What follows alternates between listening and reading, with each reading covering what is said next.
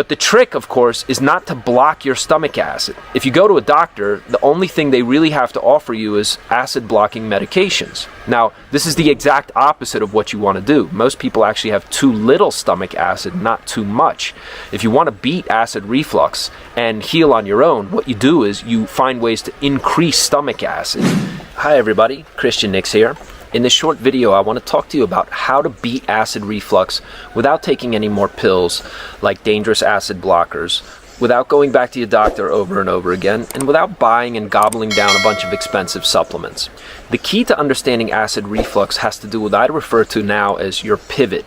The pivot is the name that I give to all the various organs that are involved in digestion that you have to get working together if your body's going to heal on its own. Now, this may sound complex and difficult, but actually it's very simple. So let me give you the basics of how this system works so that you can understand how your body already knows how to heal by itself without any kind of interference from doctors or so-called natural supplements. The first key to understanding the pivot and how your digestive system works is to realize that when it goes out of balance, what's happening is certain organs are working against other organs. Here's what I mean by that. When your body's out of balance, it means that a few of your digestive organs are running very hard and very hot. They're hyperactive. They're doing extra work that they normally wouldn't do if your body was in a normal, healthy state. These organs that are running and pushing you further out of balance are creating problems for other digestive organs in your system. So a quick example might be when your body is stressed, when your body's sick, when your body's out of balance, the liver works very hard to keep you going. You see this in elevated metabolic activity. The most common cause of this excess metabolic activity, where your body is having to process lots of food and turn it into fuel to keep you going, the most common cause of this is stress. So when you're living a run-and-gun lifestyle and living off coffee and caffeine and eating on the run and keeping your body going, you create a lot of excess heat in the liver. Sometimes you experience heat as actually feeling hot. In particular, if your liver is overheating, you're going to notice this around 2 or 3 a.m. You'll wake up in the middle of the night. You may even be hot in bed or sweating, right? Night sweats are absolutely a 100% guarantee that you have excess liver heat. And it's very common.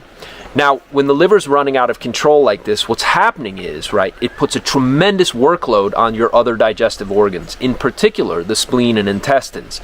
So your liver and stomach get excess activity. Your liver is processing and producing glucose for your muscles in your brain, but you have to eat a lot of food to keep that production going. And so your liver and stomach are hyperactive and demanding more and more resources, and your spleen and intestines are overworked and exhausted and getting behind on their workload. And so you develop what's called food stagnation in your intestines.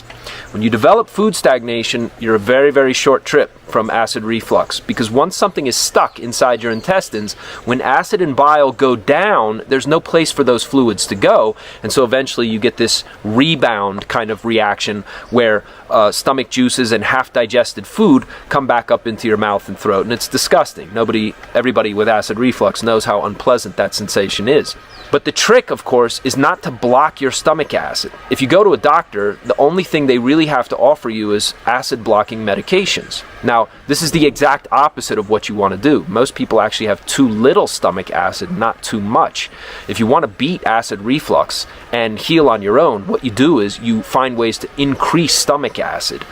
Once you increase stomach acid, food stagnation tends to be less severe and less frequent, and then acid and bile have a place to go. And you also resolve a lot of the other issues that come from having food and waste stuck inside you.